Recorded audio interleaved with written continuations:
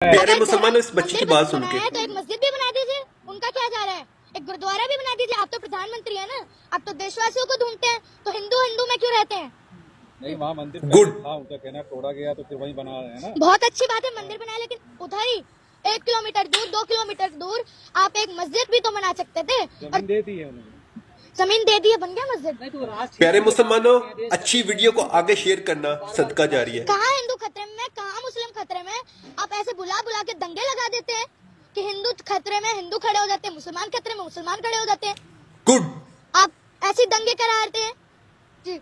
अगर सच्चे मुसलमान हो, इस वीडियो को जितना हो सकता है शेयर करें, इस बच्ची की आवाज बने। भी जाएगी। ये 3 लोग हैं जो देश बहुत चलाने अच्छी के बात की है इस बहुत बच्ची काबिल ने। हैं। एक तो किसान, गुड यार, दूसरा जवान, मेरे और पास में तीसरा होता है इस अध्यापक। बच्ची को किसान लाखों लाइक नौकरी अपने देता हाथों है, से मिलियन किसान लाइक सुरक्षा देता। देता है और अध्यापक शेयर शिक्षा करें इस देता वीडियो को है। जितना हो सकता है तीन सच्चे को मुसलमानों। तीन ही